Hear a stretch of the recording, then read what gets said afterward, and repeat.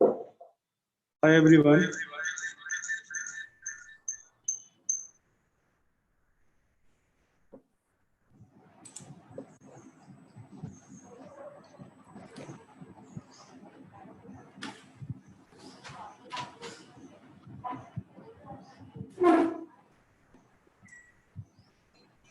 Hello.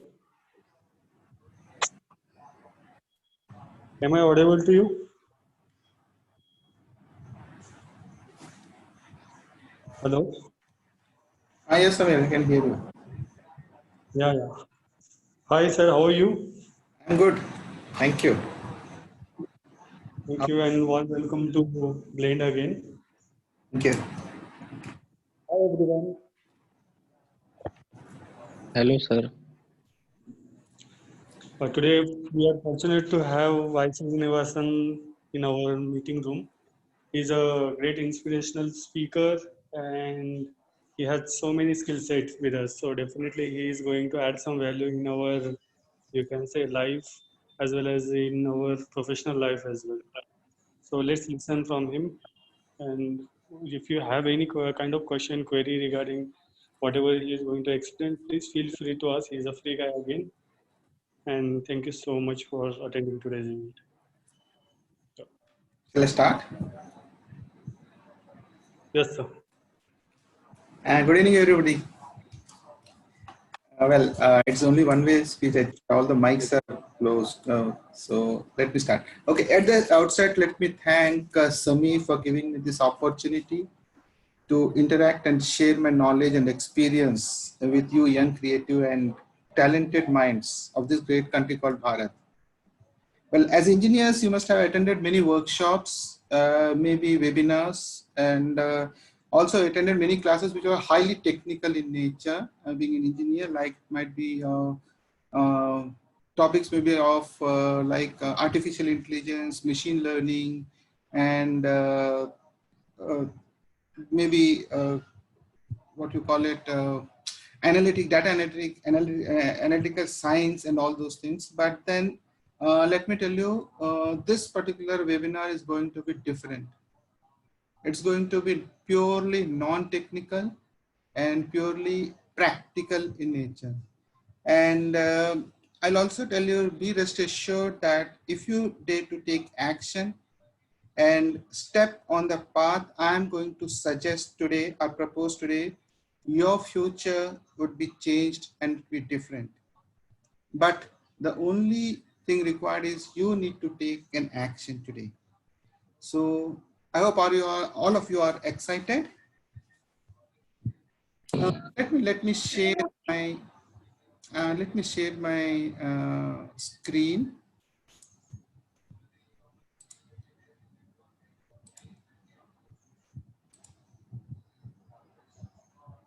Can you see my screen? Yes, sir. Great. So that's the topic for the day. Fantastic opportunity to think differently. And as I told you, today's webinar is going to be different from the normal webinars what you have been attending. Let's start with a quote. I quote, "The illiterate of the 21st century will not be those who cannot read or write, but those who cannot learn, unlearn, and relearn." The last three words of this particular saying is that unlearn and relearn. They are going to form the basis of my talk today. And by the end of this particular webinar, I'll suggest you and propose you ways of unlearning what you have been learning till date in your schools and colleges and relearning a new thing. Talking about you all are exceptionally good engineers. You are technically highly qualified. You form 65% of the Indian population. And of course, you are the makers of the future India. You are creative and innovative. Each one of you have a creativeness and innovative presence in your mind. A few of you have already explored this creative nature within you, and few of you have not done it. But then let me tell you one thing, a secret today.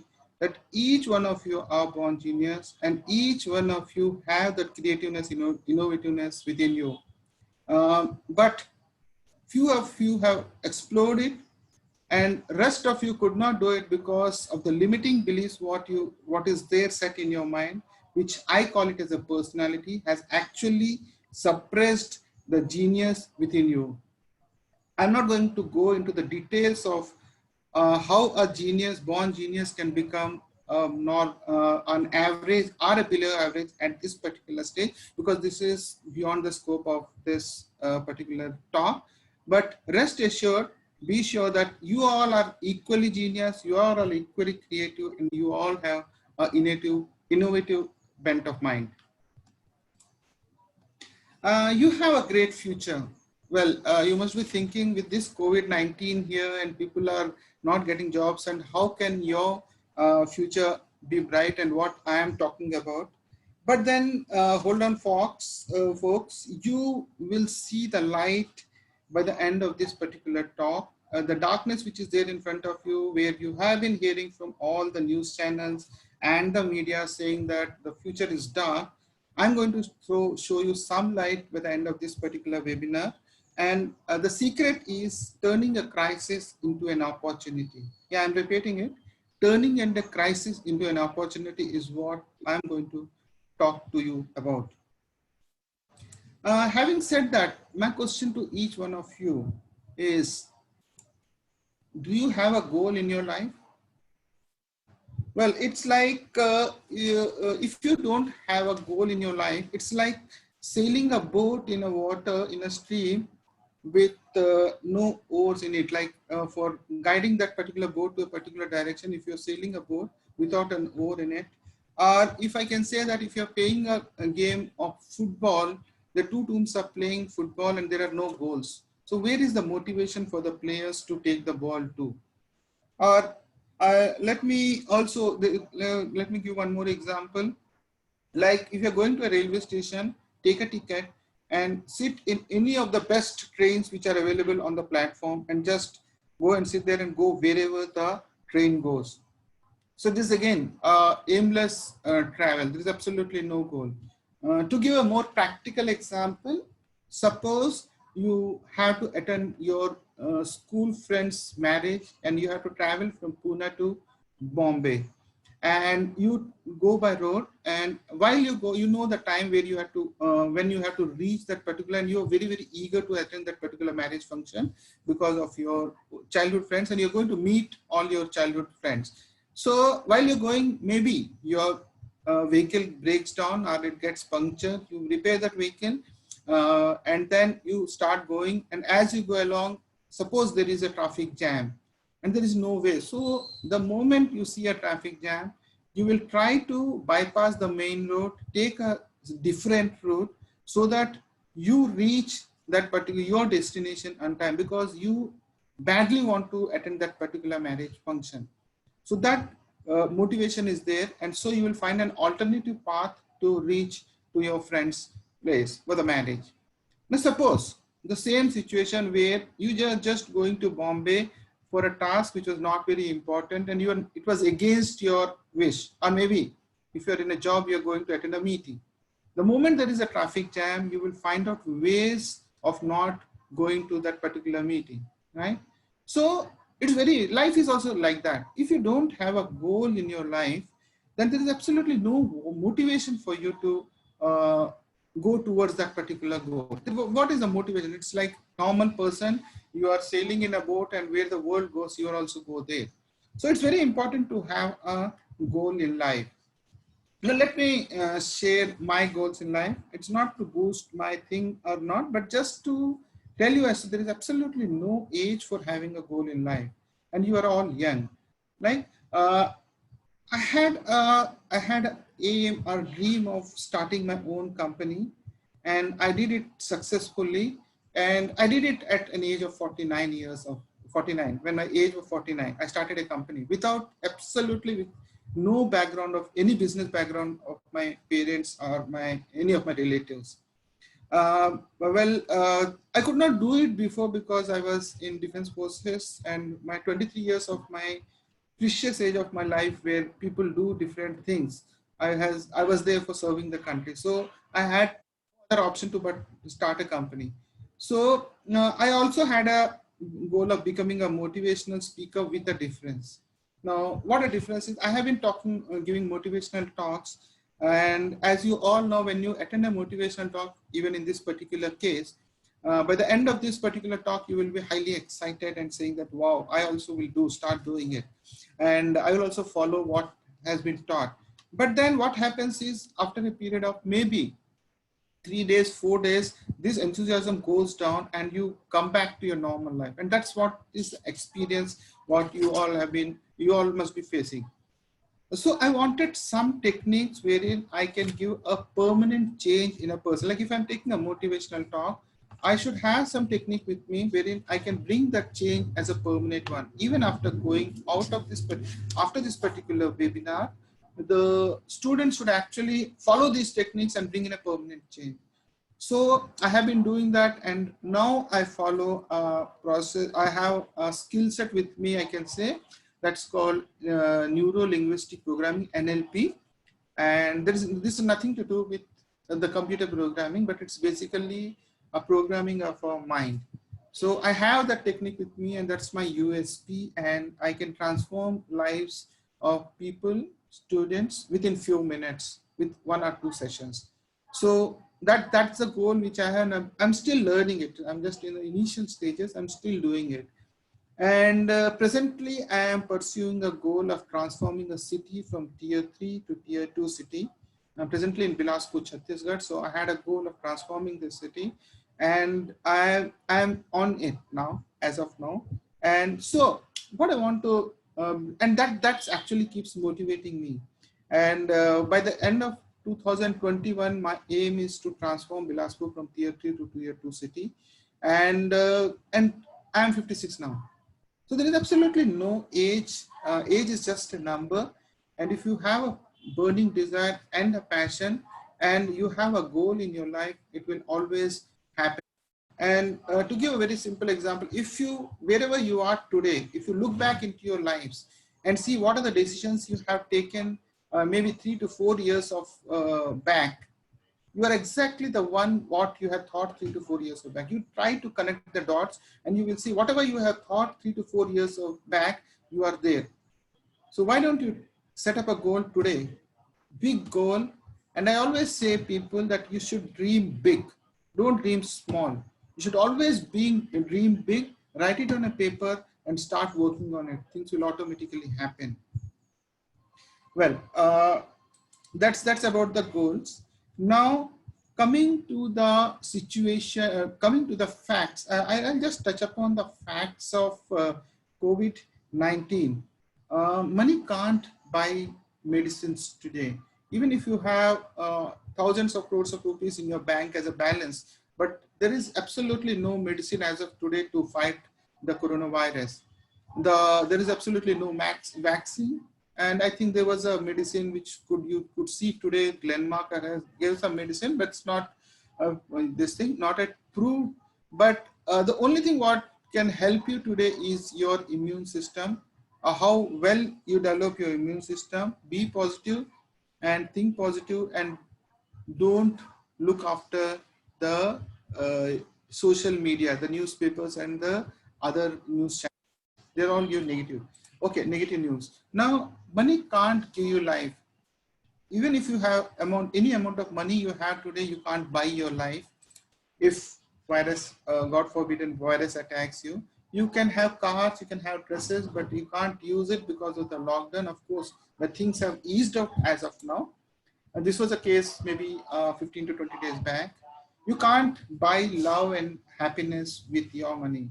The only way you can have love and happiness is with your family, when you're together with them, and it doesn't require any money. And most important of all, the enemy with us is invisible. It's invisibly small, but we cannot fight it with all our brains, our deadly weapons, the technological advances what we have made, and with the money we have. So overall, what we can say is money has no value today. There's absolutely no value for money. Let me share a small story here to make it more interesting. There was a man who has worked hard throughout his life, and he has a bank balance of 50 crores in his bank. Now, on that particular day, he says, okay, now I will start enjoying my life. Since he has a 50 crore, he had that goal of having that 50 crores of rupees, and he starts enjoying. He decides to enjoy his life. And as he decides to enjoy his life, there was a knock on the door. So he goes and opens the door, and then there is a person standing there. He opens the door and asks him, I never invited you. How did you come? The man on the other side says, I am Yamaraj. I don't get invited. I come and invite people. Then this particular person says, okay, how can you invite me now? I just completed my target. I earned 50 crores. I'm going to enjoy my life. He says, I come and invite. I don't go empty handed. So he says, please give me some time, at least 15 days of time, so that I can enjoy the money I have earned. That particular person, Yamaraj, says, I think you're not understood me. I come and invite, that's all. So he says, okay, do one thing. If you're not listening to me, if you're not agreeing to me, just take 25 crores with you and let the 25 crores be with me, and I will enjoy my life. So see the human tendency here. Even when the death is at his doorstep, he's always trying to bribe the Yamaraj. 25 crores, he wants to give it to him. Okay. So Yamaraj says, I think you're not understood. I cannot give you a minute also. So you just come with me. So this man says, thinks this Yamaraj is not going to listen to me. He says, just wait a minute. I'll just take 30 seconds. He takes out a paper, and then there is a pad there. So he just scribbles on it. Please start enjoying whatever money you have earned. There is absolutely no way you can enjoy if the death comes to you. And then he goes. So the bottom line is, money has no value until unless you enjoy them. Whatever bank balance you can have, if you're not able to enjoy it, there is absolutely no way. Today is the same state. Whatever money you have in your bank balance, it is absolutely of no value. Okay, coming to situation today, the whole world is a topsy-turvy. The Italy, which is the second best country as far as health, medical facilities are concerned, has gone down to to the coronavirus. Now, the USA, which is supposed to be a superpower, has given up as far as coronavirus is concerned. The whole world is destabilized. The economy is in doldrums. Each and every country in this world has been affected by this coronavirus. There are job cuts, and I believe I read somewhere that there are already 1.5 crores of jobs have been lost, and there are 50 lakh more, so there are only around 2 crore of job losses will be there. And the income levels are going down, and I have already seen that there are pay cuts. There are a few people, few companies that are cutting 20% of the pay, some of them 50%, 60%. So income levels are going down. The bonuses are not being given today. So there will be absolutely no jobs in future, at least for the next 6 to 8 months. There will be a huge scarcity of jobs, and society is toppled up. So society is under such and upside down, and under such circumstances, every human being is affected, and so are you and me. And we have to realize this fact and accept the fact that every human being on this earth is affected by this pandemic, that is the coronavirus. Now then, there are a few positive aspects also. And I don't think that during your lifetime, anytime, you will get such 40 days of your life where you had to do nothing. And there were almost 1,000 hours or so. You ask yourself a question as to what new skills you have developed during these 40 plus days. How many webinars you have attended, which is actually upskilled your skills. And what are the free courses? There are so many free courses which were available. I think TCS has given so many free courses. How many free courses you have done, and whether you have pursued your hobbies which you are not able to do it. And the last but not the least, is your confidence level high or low after this pandemic? So these are the questions which you need to ask to yourself at this particular stage. Let me share what I have done. It's not to boost my own this thing, but then yes, I should always say this is my 7th webinar which I am conducting. I have conducted around 13 to 14 one-to-one counselings. I have enrolled myself for 2 online courses, and there is one more which is already there in pipeline. I had done social service during this pandemic, where I had given my hand for the distribution of the food particles, for the food items for the poor. And above all, of course, I am doing my daily office work, even during the lockdown. So you need to take the positives from every negative. Like I told you, that you have to turn a crisis into an opportunity. And this, if you had done it, planned it well, you could have turned this into an opportunity. And this, you yourself have to ask a question whether you have done it or not. And coming to the way forward, Corona is going to stay for a while, and we have to learn to stay with it. We don't know for how many days it will stay, how many months, or maybe a year or so. So it's now a part, even the government has said you have to take your own precautions, and you have to learn to stay with it. And like I told you, there is absolutely no medicine today. The only way to fight Corona, to stay Corona, is to stay positive, boost your immune system, and stay away from the media, and of course meticulously follow the government guidelines like social distancing, washing hands, wearing of masks, etc. and etc. Well, there are a few normals which are going to be there, like wearing of masks, washing of your hands, then not ordering food online. Previously you used to order the food online anytime, but now before ordering you will think twice as to whether we should order or not because of the safety. And there will be no parties and no movies for the next few months or so. So these are few of the new normals. And now coming to the jobs which all of you must be worried about, is there will be absolutely very few government jobs as such. Government sector, as I told you, government has also incurred lots and lots of losses. So if you expect that the government will release few new jobs in the next few months, I think that's not likely to come.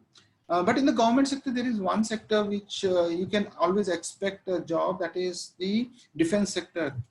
Be it the army, be it the air force, or be it the navy.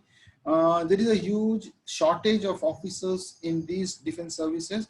So defense sector, you will always have opportunities. The job advertisements will come, and you have to look for it. If you're interested in the defense sector, you can always, being an engineer, you have a great opportunity in the defense sector.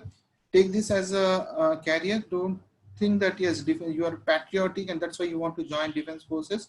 That's a wrong notion. You might be patriotic, but then you can always consider this as an opportunity, as a career opportunity for you. So defense sector, army, air force, and the navy, there will be some advertisements in the near future. So you can, if you're interested, you can look for it. And as far as the private sector is concerned, I'm sorry, but I don't think any private sector is going to offer us any jobs in the near future, because of the 40+ days of lockdown, there are huge losses, and big corporate houses could not sustain this. In fact, there are many startups which might have to close down because of this lockdown. So getting an opportunity in a private sector at this stage are very, very meek, until unless you are professionally very good in a particular field, like AI or machine learning or maybe any other aspect, but then otherwise it's very difficult. Now, so what? The question is, what is then? The only option left for you all is to think differently. Before I go into it, let me tell you one thing which is about our education system. Right from our childhood, whenever we start, since the day we started going to school, uh, our parents, our teachers, and everybody has told us only one thing: go to school, get your degrees, and then search for a job, right? Beyond this, we have never been told in our school or in a college, there is absolutely not a single subject where they teach us as to how to earn money. They also doesn't teach us to how to do business. Neither any of our school or college syllabus tells us as to how to face a failure. So this is the time where you have to think differently, and you have to think out of box. You have to bring out your creativeness. You are all young, as I told you. You have your own creative minds and innovative mindset. So you have to think out of box, and then you have to unlearn few things and relearn new things. So you have to build an entrepreneur mindset. That's the key word. You have to build an entrepreneur mindset as of today, and that's the best option. So going forward, I'm also going to suggest you as to how to build an entrepreneur mindset and why I am telling you to build an entrepreneur mindset. And I will also give you a few of the areas where you can develop this. And also going forward, I'll also tell you as to how the government is thinking on these lines. And okay, so before going that, let me thinking about the creative and innovative mindset. Let me tell you about Atal Tinkering Lab. You must have heard about Atal Tinkering Lab. This is an initiative by the government of India, and this is there in Bilaspur.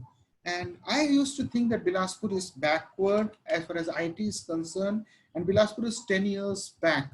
Until unless I reached this particular, I got in touch with this particular lab. And this is the lab which is there in a government school. And you all know, in a typical government school where the students are from middle class or a lower middle class family. And here in this lab, there are students whose parents are daily wage workers, and they have a lab where they have developed few of the products which I'm going to show you, which even an engineering student cannot dream of. Okay, so they have developed an eco gym, and they produce electricity from a gym equipment. And they also had a robot for farmers, that is Atal Krishi Mitra, they call it. And this particular robot can actually do everything, right from plowing a field to sowing the seeds, reaping the harvest, cutting the harvest. So everything is in one particular robot that is called the Atal Krishi Mitra. This has been indigenously developed by these people, by these students. And they have smart bio toilet, like in the government, typical government buildings and the government schools, the toilets are very bad. So they have developed a bio toilet which is very, very portable, and this can be easily used. And within few minutes, this particular bio toilet cleans the whole of the washrooms. And they also have designed a Divyang Rath. This is at a beta stage, wherein the most difficult thing what is happening today for a specially able person is to reach to his college or a workplace. And once he reaches there, he has to go to his classroom or to his office, and our buildings are not disabled friendly. So this particular Divyang Rath, what they have developed, can is sufficient for a person right from the time he leaves his house and reaches back his house to wherever he wants to go. It can it has a facility of it has a biodegradable washroom also inbuilt in it, and also it has a capability of climbing the stairs. So this specially able person can go from his house and come back to his house without any help. So this is the outlook these students have. And of course, they have also developed a robot for cleaning the road of dead animals. They call it a 6 cow reliever.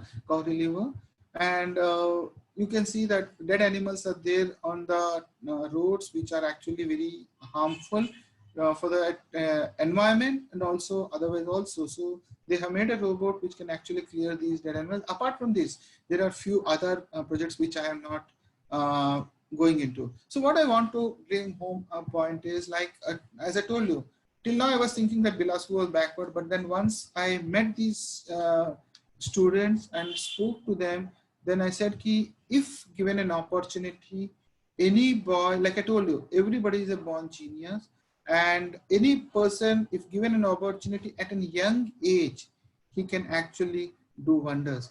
The reason why these boys have done it and why you cannot do it right now is that now I'm just diverting, but then I'll take just 2 minutes. A person's personality is developed, a boy's personality is developed from the age of 4 to 14 years.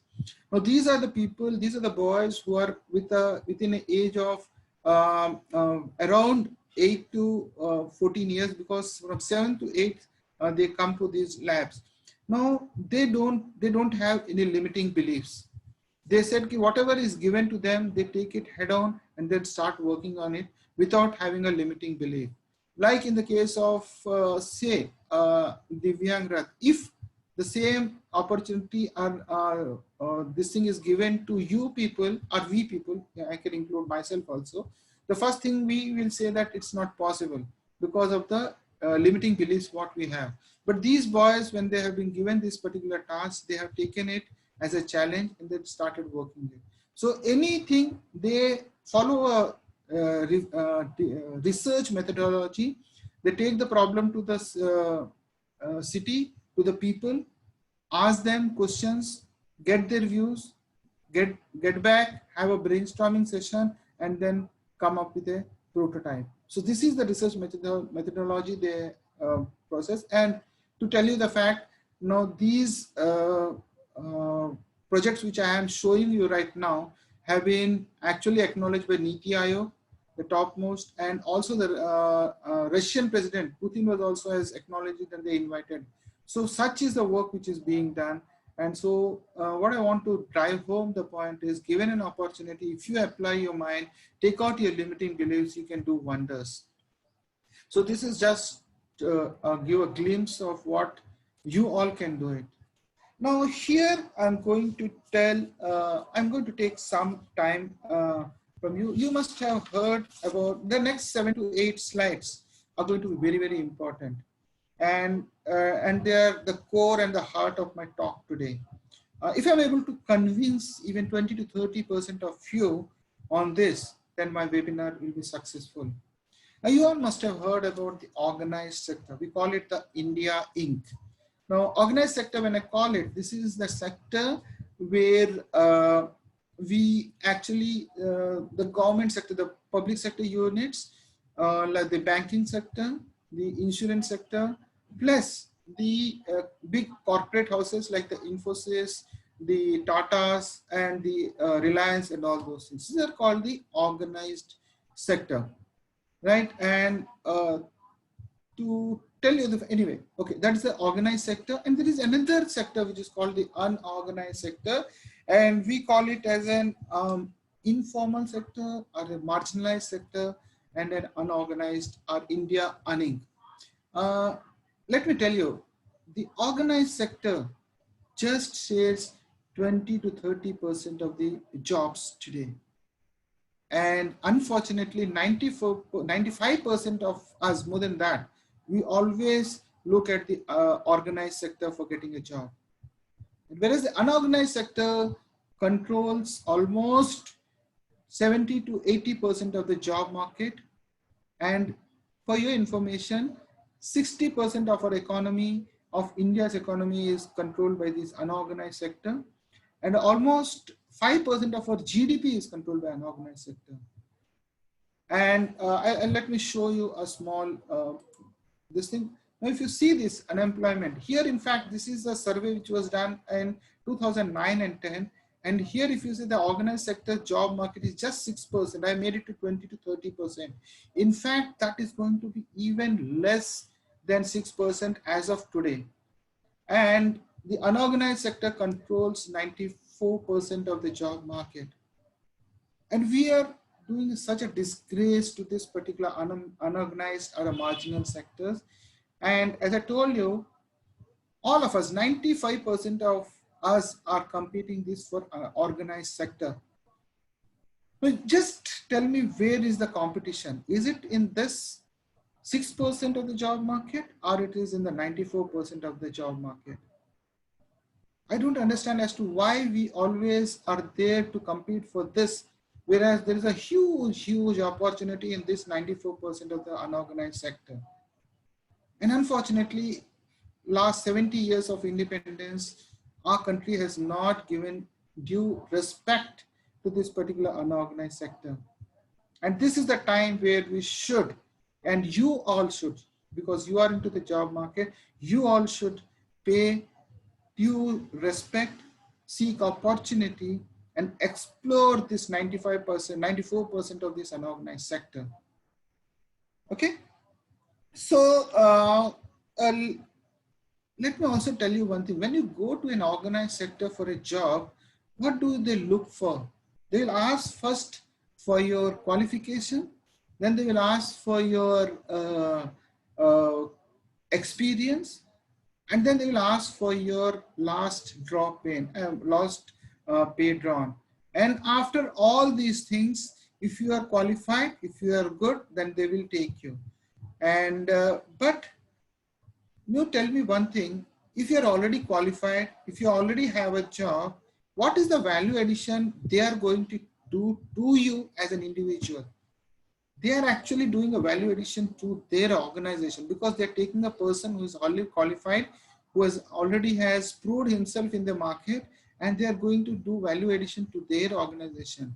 But they're not going to do any value addition to the person, to you as an employee. Why don't they ask as to why a poor person from a village who could not get a job, why can't they take a person who just cleared his engineering? Or why can't they take a person who has a right attitude in life, who has skills but he didn't get an opportunity? If they take that and then take him to a different level, then they're actually doing a value addition to the society that they will never do. So why are we going behind that 6% of the job market which is there in the organized sector? Let me share a small experiment which was done by Wellinger College a few years back. There were two office boys who were working the Wellinger. So what they did is they have enrolled these two office boys with the regular MBA students. And these office boys, they used to get 5,000 to 6,000 rupees per month as a stipend. So what they did is, because they had to pay these boys as a money, because these boys were giving that money back to their homes. So unka ghar usme chalta tha. So they paid 5,000 rupees as a stipend, and they enrolled them with the regular MBA students.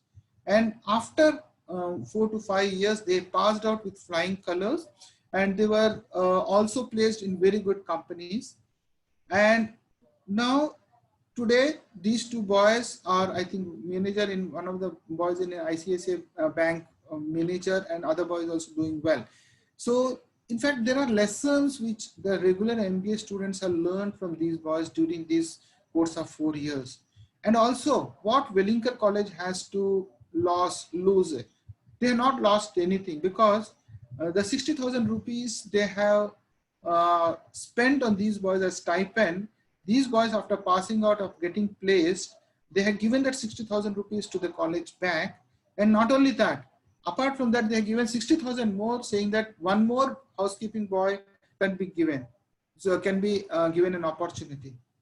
So there is absolutely no loss, but this is the value addition which a Wellinger College has done to an employee, to a boy who was actually, whose value was maybe 15 to 20%, and he has brought it to 80 to 90%. That is the value addition which any organization should be able to do to an employee, not the other way around. And I think that opportunity you will get in an unorganized sector, not in an organized sector. So going forward, there are a few management lessons which we need to learn from these.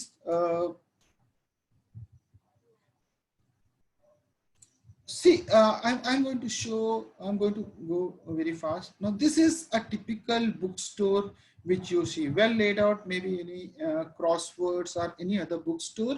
You can see the books very well laid out. But your attention should not, and you feel good also to go into these and choose the books. But my point is not that. You just see the floor space which this particular book store is occupying. And compare that with this. Now, this is a typical street bookstore which you see in Bombay, or also in, I think, Pune, in few other places. So the point here is the return of investment per square feet for this particular shop and the previous bookstore. What is the ROI per square feet in this and in this particular case? There is a huge difference, right? So the ROI, this particular bookstore vendor must be giving some amount to corporations for keeping these books, but the ROI is quite less as compared to the previous bookstore, right? Now, coming to this, you must have seen such type of vendors when you go in a train where they carry some 2 to 3 kg, maybe 4 to 5 kgs of books in their hands. And also there will be a bag at the back in which they will be having some more books. Now, these are the people who knows that their daily bread earning is through the sale of those books per that particular day. So the more the number of books they sell, the more are the chances that they can get the food in the evening. So what they do is they, over a period of time, they're not MBAs, they're not engineers, but over a period of time, they understand the psychology of a person, psychology of a of the audience. So they carry those books which are very, very popular in the market, and also the laying of the books, the stack of the books, the most popular book will be on the top, and as the stack comes down, the less popularity of the book goes. So if you want to see the best seller, you don't have to do a survey, or you don't have to go to Amazon and see which is the book's best seller. If any book which comes in the top of this particular stack of this particular person, then that is the best seller. And so coming to the next this thing, and this is a typical dosa where you get in any star hotel or maybe in a good hotel, and you easily pay maybe around 100 to 125 bucks for this particular dosa, right? And when you go to a street vendor where you get dosas, and in Pune also you must be getting many of that. So you get a dosa for 15 rupees or maybe 15-20 rupees. And you get hundreds types of dosas on a particular small thela. My question is not, I'm not going into saying that, yeah, presentation matters. And the previous hotel, star hotel may be charging more because of the presentation. That's not the question. What I'm talking about is this person, I'm talking about the equitable distribution of profit amongst the employees. Now, this particular street vendor, when he earns 15 rupees, he just keeps 4 rupees with him. Rest of the 11 rupees, what he has earned, actually goes to the boy who washed the dishes, utensils in his thela, the boy who is supplying it, the person who brings, the auto vendor who brings the material here, and the whole supply chain. So the rest of the 11 rupees is equitably distributed across the supply chain. Whereas in the previous case, in the hotel where they are charging 100, 125 rupees, a majority chunk of the profit will be kept with him. And only a small amount of the profit will be distributed among the supply chain. So that's equitable distribution of profit you can see only in an unorganized sector, not in an organized sector. The next is, this is a typical any store in a mall. We go there and we feel good, right? And we go through all the plots which are there laid down. And did any one of you had ever tried to bargain here to reduce the prices? If there is a sale board, you just go attracted and go to the sale corner and then see what is there in sale. But you will never try to bargain here. Even if you dare to bargain, the floor person who is there, he will say, yeah, I have to go there. I have to talk to my floor manager. The floor manager will in turn go talk to the top management, and then the whole cycle will be there to give you a discount of maybe 5% or maybe 10%. 10% is impossible, 5%. And by the time the decision comes back, their opportunity is lost. Now think of this. Now this is a boy, you will see, typically you will see a boy who will be there on a red light and he will bring a flask to your car. He just has some 1 or 2 minutes of time and he sells this particular flour for 10 rupees or 15 rupees, 10 rupees say, and he comes to you and he sees that, he knows that within the next 1 minute he has to sell this particular, he looks at you, reads your face, and then he understands whether you're going to buy it or not. And even if he senses a small inclination that you're going to buy it, he will give a ready discount of maybe 15 to 20%. And when he sees that yes, light is going to become green now, he will actually give a discount of 50% so that you buy it. Because this boy knows that the number of flowers he's going to sell is going to matter for him for the night food, what he's going to have. So he is the CEO of his business, wherein he gives 50% straight away. Okay, now this is again a typical shop where you can see it in your Lakshmi Road or some other place in Pune, where you go to the shop, the shopkeeper will, within a few seconds, a few minutes, the shopkeeper will understand his customer. He knows whether the customer is there to for actually purchasing it or for time pass. He also understands the taste of the customer. He's not an MBA. Remember, he's not an MBA. He's not done anything, but he knows the taste of the customer there, and he will actually within few minutes, he will show you exactly what colors you like, what designs you like, and what type of textures you like. And when he senses that yes, you're going to buy it, he will immediately give a discount of 15 to 20%. And he sees that yeah, you're going to, then he will immediately give a discount for 30%. You can then get a discount of 30% also. Just compare these shopkeepers and this boy from that mall store. Here you get a discount, instant discount of 15 to 20% up to 50%. They are the CEOs of their own unorganized sector. We call them unorganized or marginal or informal, but they take decisions. Decision-making capability of these people who are illiterate is much, much better than the mall owners, mall floor managers, or the mall managers who are highly literate. They can't take a decision there. And even that organization, if it takes a decision, it takes so much of time. By the time the decision comes, the opportunity is lost. So decision-making capability in the unorganized sector is much, much, much better than an organized sector. So friends, these are the few of the management lessons which we have. There are a few more, I'm not going into that. The ROI per square feet, the shelf space in the case of the books, the equitable distribution of profit, and decision-making capability. Now, don't you think that we are all doing disservice to this particular unorganized sector, or we call it India Unink? There are 1 million youth who are going into the job market. And as I told you, the job market in the organized sector is going to reduce further. From the 10 to 20% optimistic figure which I have shown, it's going to reduce further because with the introduction of artificial intelligence, the machine learning, data analytics, and of course, the other thing, the traditional jobs are going to reduce.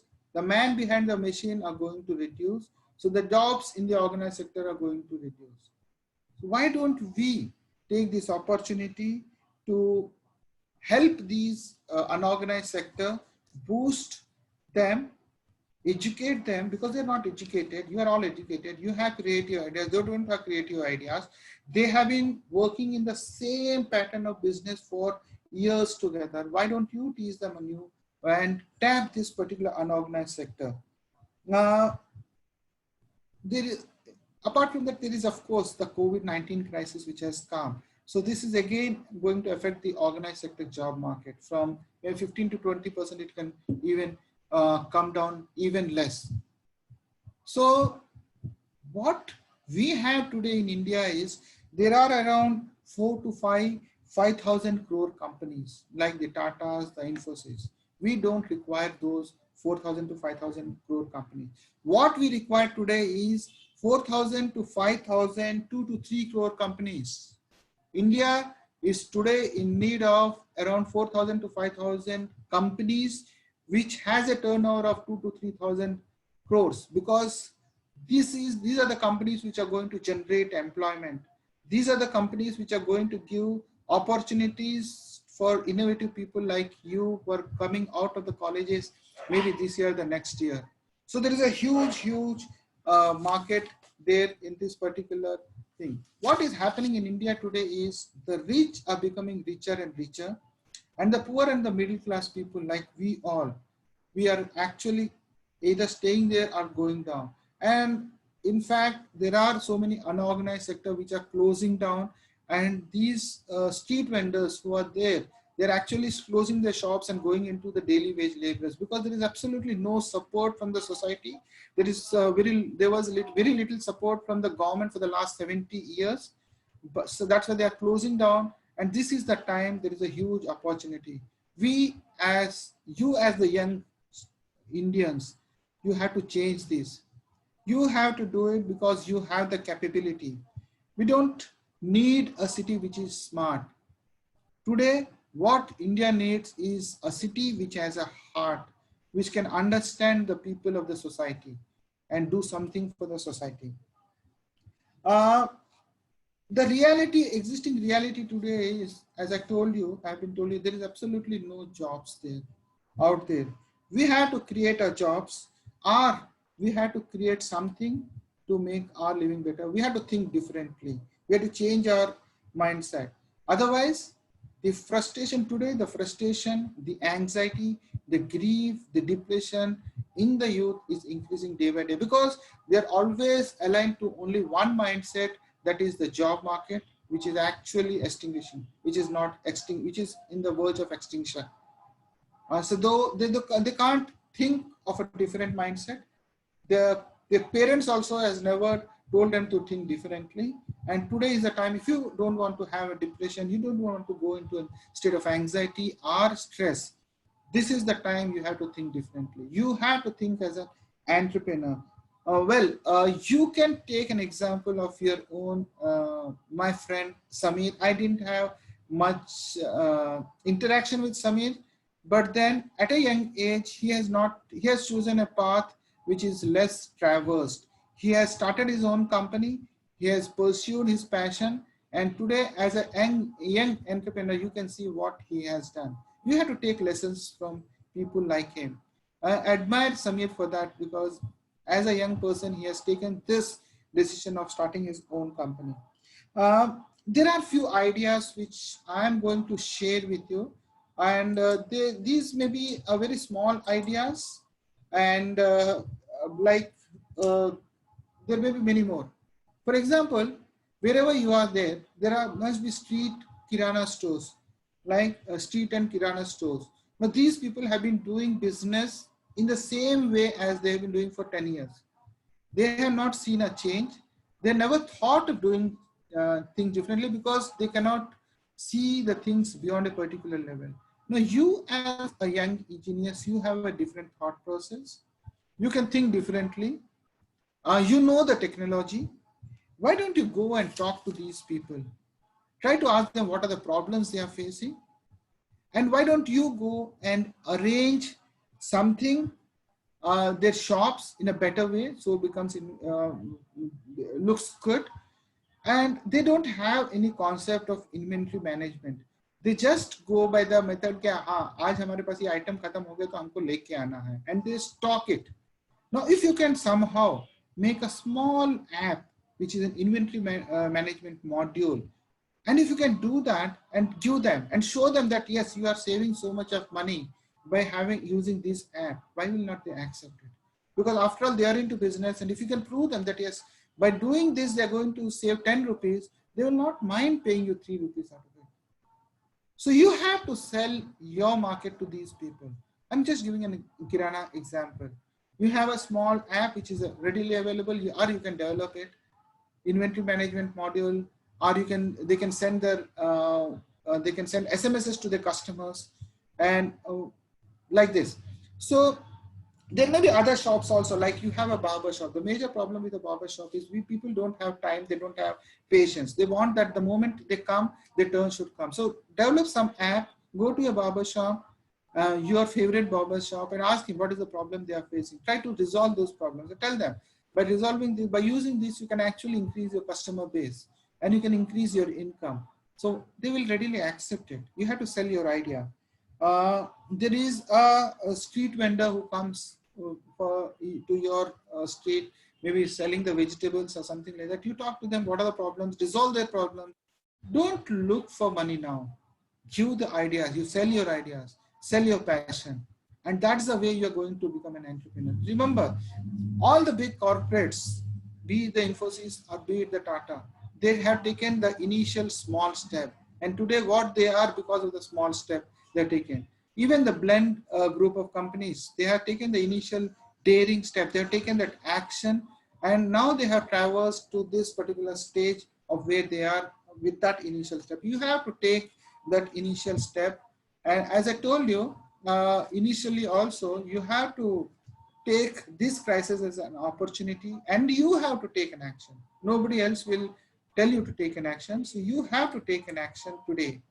Now, coming to Atmanirbhar Bharat, you all must have heard about this, Atmanirbhar Bharat.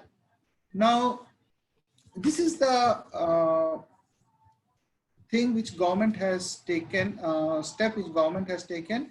And I should say, like, after 70 years, government has taken some positive step. And why? What is Atmanirbhar Bharat? We will try to understand that first. It is very important to understand that. Maybe a few of you must be knowing that. And what government is saying, whatever I have told you till now, whether that is aligned to the Atmanirbhar Bharat which government is thinking, that we will see. Now, what was happening is, in the olden days, our villages were independent. Independent in the sense they had their own crops, they had everything with them, and they used to have a barter system. Somebody was having rice, others will having some vegetables. They used to exchange, and then was independent. As the industrial revolution started, now from these villages, people started going to towns for higher studies, because they're for higher studies and also for getting the jobs, for earning the living, because they wanted to earn more. They have to have a higher education. And as the time passed, from these towns, the people started going to foreign countries. This, I call it a brain drain, right? So the brains in our country, which actually started from villages or tier 2 cities, like most of you must be from these villages, right? You have come to towns, and now you must be thinking of going to foreign countries for higher studies, for earning more. So there is absolutely, I don't have any problem of people going for higher studies to other countries and learning there. But my only question is, now these people, they go there and they settle there, and then they start hating their own country. That's the bad part of it. They say that after going there and settling there, start earning money, they say India is bad. That's where I get hurt. Now, of course, that's my personal feelings. I'm not telling anybody for that matter. But then, yes, what is happening right now of this pandemic, which is good for the country, is that these are the people who are actually coming back to the towns, small towns. And these are the people from the towns, they're coming back to the villages. This coronavirus has started the reverse cycle. From the foreign countries, people who are stuck there, they want to come back to their own cities, want to come there to their own villages. And this is a positive thing which is happening in our country. And also government has actually thought on these lines. And now the next step, what we are going to have is the villages and the small towns, tier 2 cities, other tier 3 cities like Nagpur or Bilaspur. They are going to be the hub centers.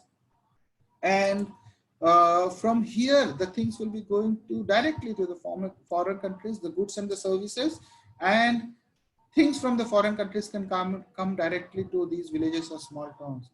The services and the goods from villages can go directly, and here is where your role comes. You as the young engineers, you are the have innovative ideas. Your innovative ideas and innovative services are to be put in this.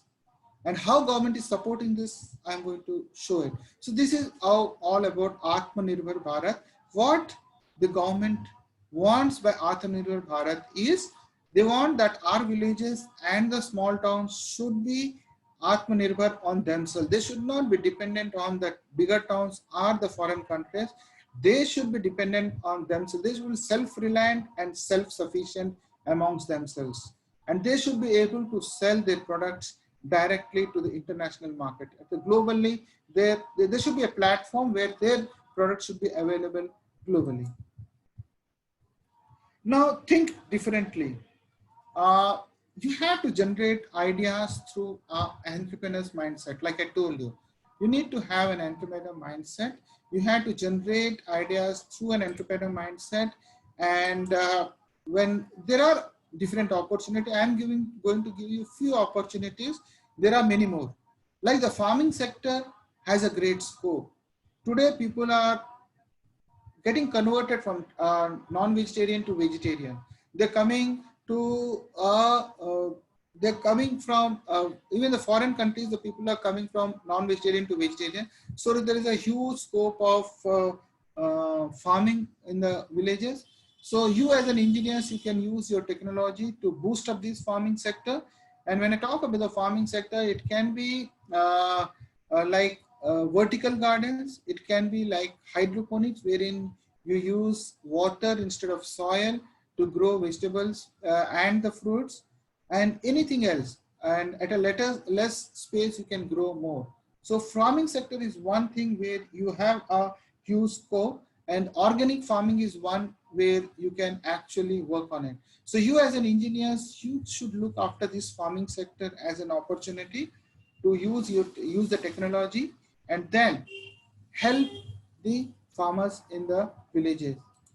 There is another sector, the word local to global, which our Prime Minister has told, and he has also used the word vocal for local.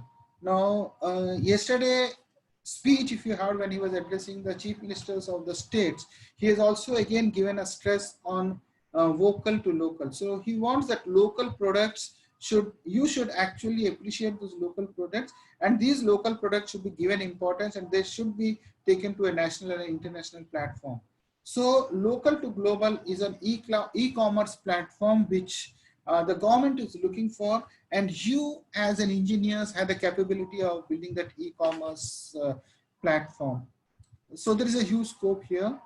Cluster concept is a concept which the Chinese used to follow. I'll just take 2 minutes to tell you as to what is a cluster concept which Chinese were following. So what they used to do is, like if there is a textile market, so in particular area in a city or out of a city, there is a cluster, there is a place where all the textile market owners will be there. So all textile related things will be available there. So the raw materials required will be reached there, and the finished product will also be taken from there by the government. The government has to support this. So raw materials will come there and the finished products will go to the destination or to the consumers. So this is the support with the infrastructure, the whole supply chain management is done by the government.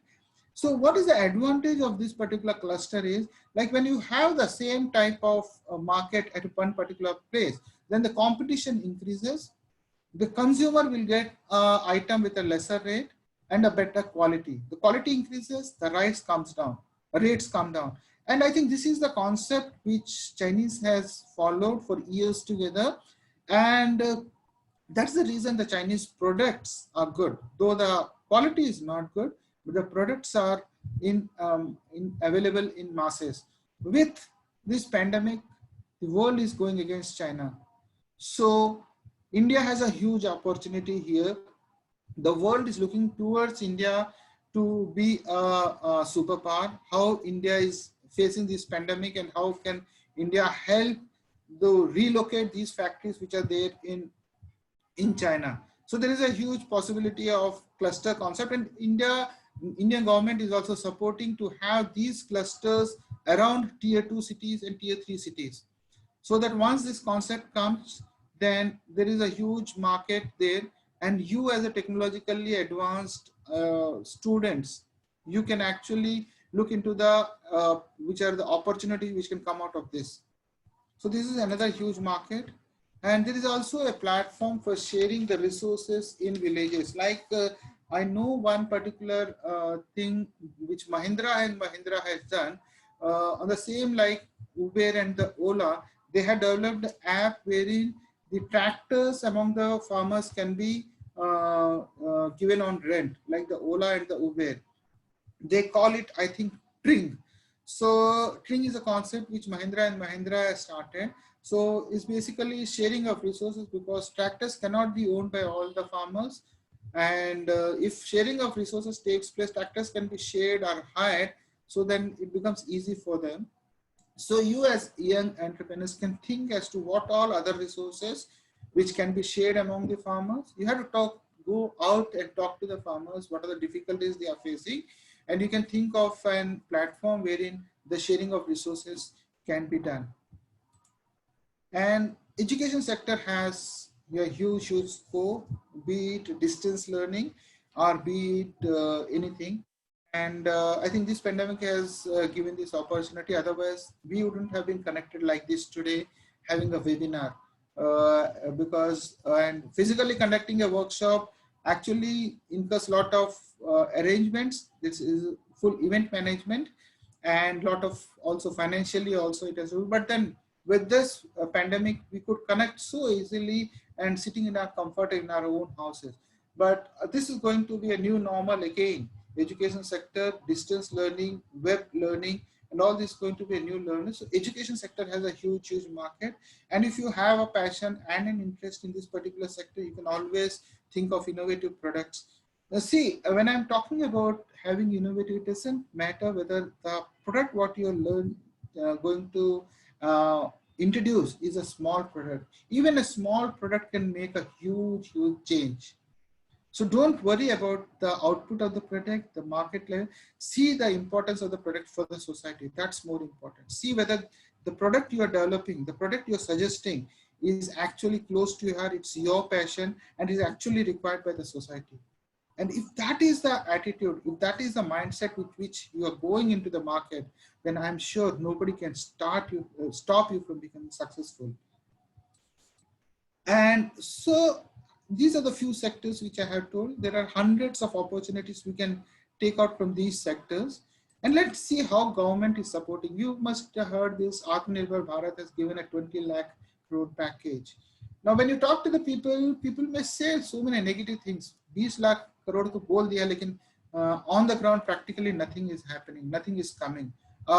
Layman will not get. Don't go by those negative thoughts. Don't go by that negative news, because the world is always there to give you so much of negativity. And if you go by those negative words and negative thoughts, you can never progress in life. You will in fact go into a cycle of grief, anger, depression, and then your life is ruined. So don't think about the negative thought. You think that this is 20 crore package which has come for you. And let's see how the government has distributed this. Like for special credit facility to street vendors. When I'm talking about the street vendors, the government is talking about the unorganized. The government is actually boosting the unorganized sector now, and it is giving 5,000 crores of rupees to the unorganized sectors.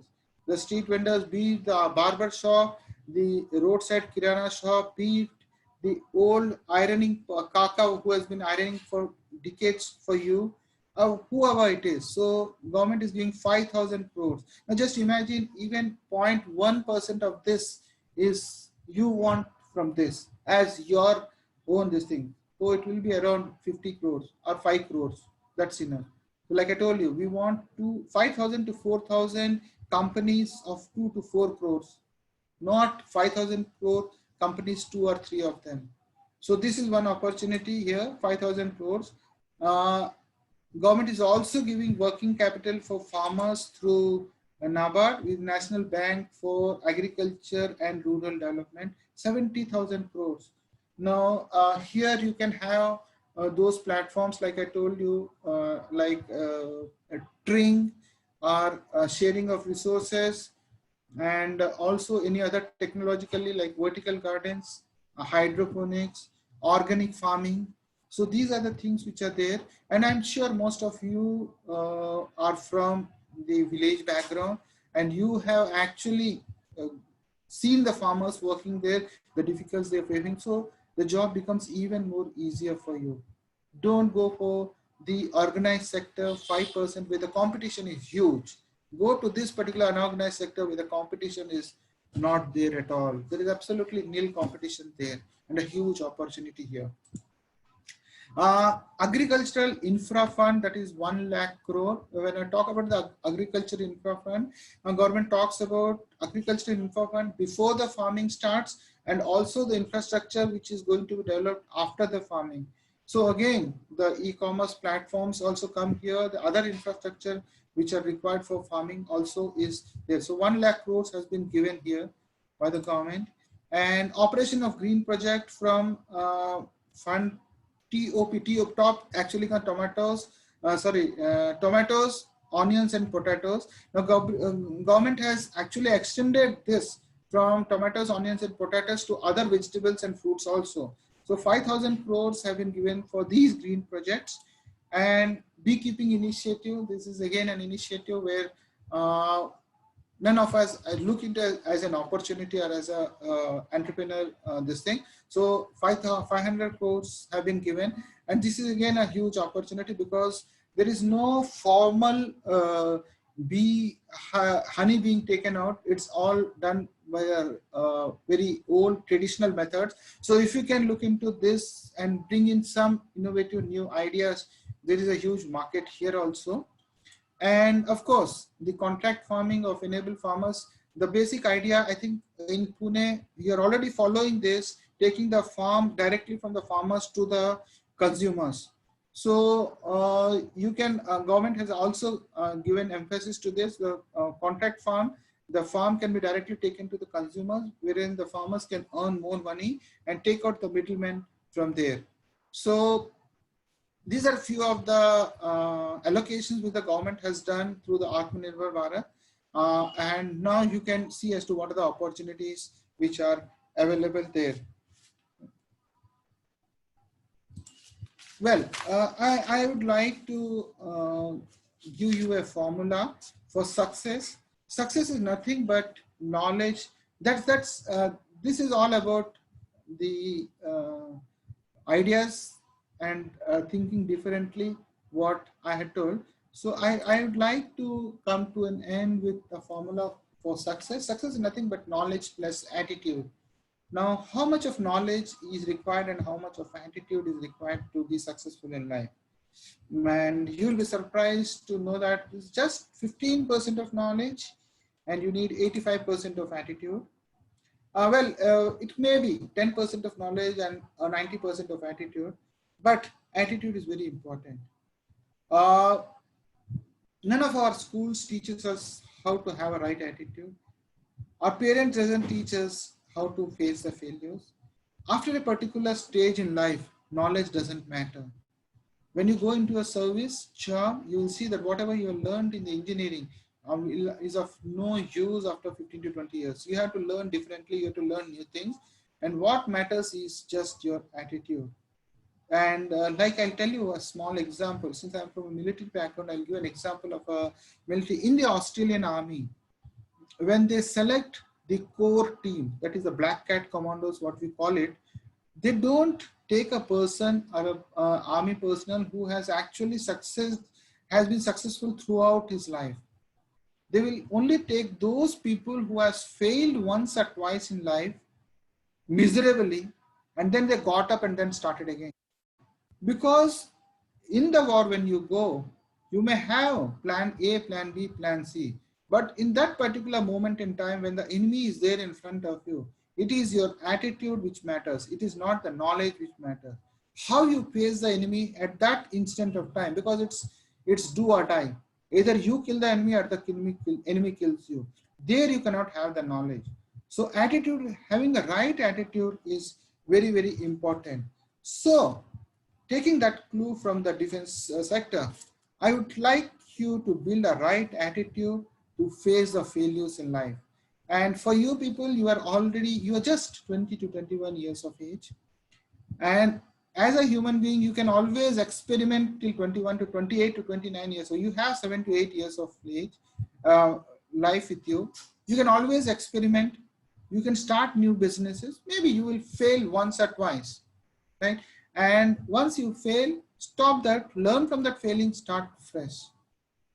The advantage here is in our country and the Western countries, when a boy or a girl becomes 18 years of age, their parents say that, yes, you earn your own living. They throw him out of the house. Not literally throw him, but then yes, they say you start earning.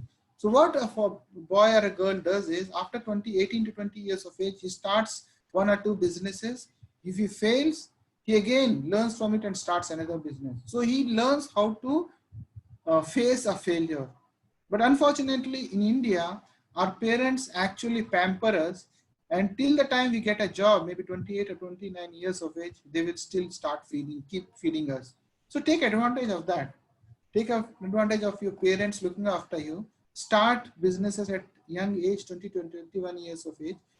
Look at your passion, start working on your passion. Maybe you will fail, or maybe you will successful also. Even if you fail, learn from the failures, start afresh.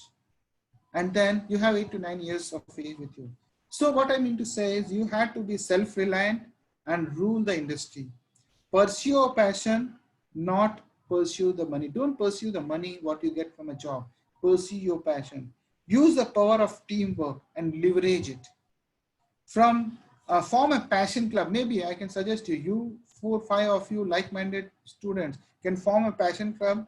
Go out to people, find out their problems, brainstorm, find a solution to it, build a prototype, put it into the market, see how it works, how the person is earning, and this is the right time to do it, because this is an opportunity where everything, COVID has come, government has pumped in the money in the unorganized sector, you are at the right place and everything is synchronized.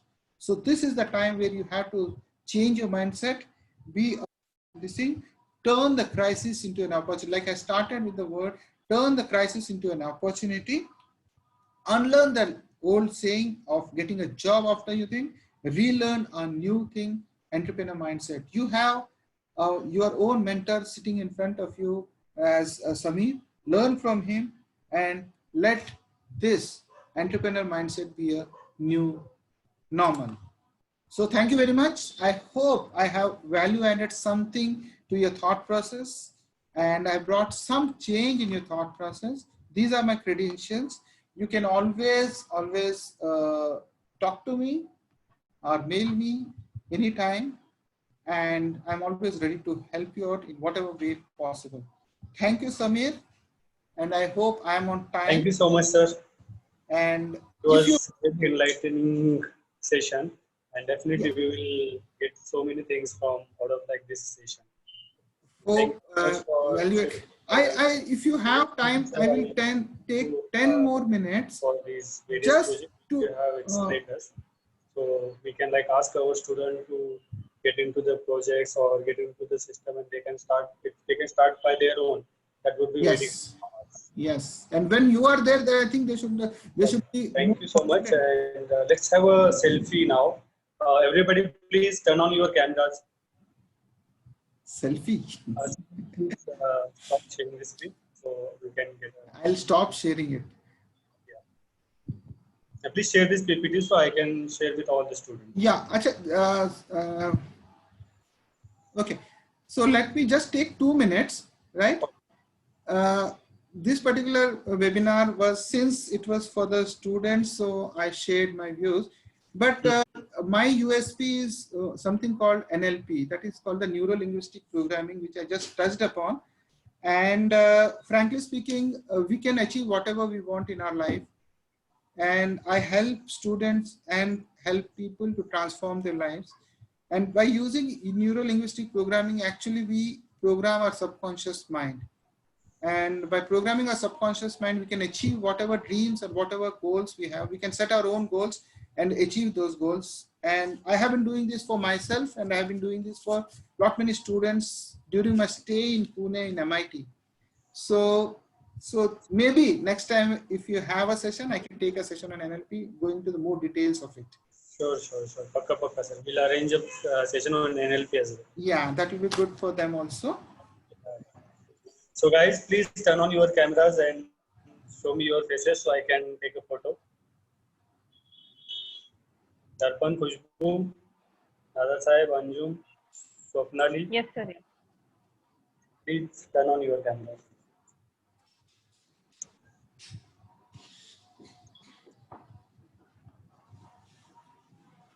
So I'd like to have a feedback also, if they can. Somebody has started.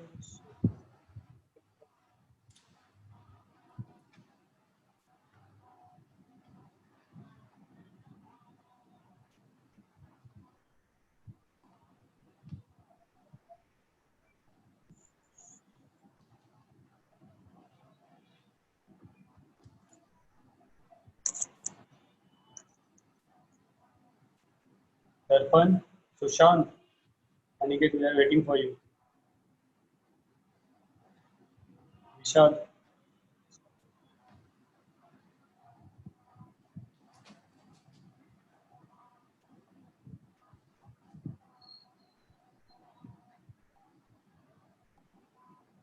All girls have started their cameras, but boys has not started. And they, I think boys are feeling shy.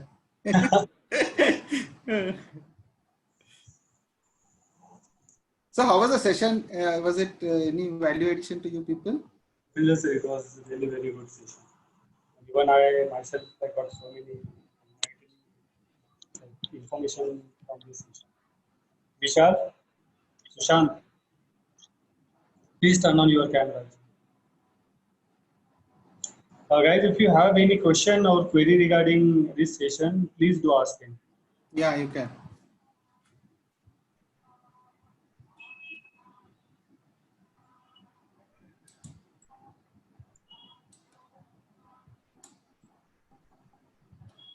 I need to call one by one then by phone to turn on the cameras.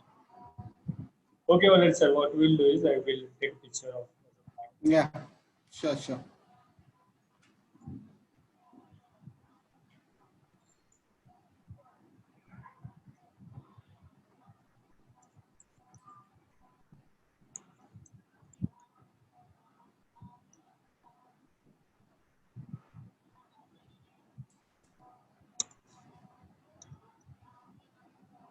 Aniket, Sushant, are you still there?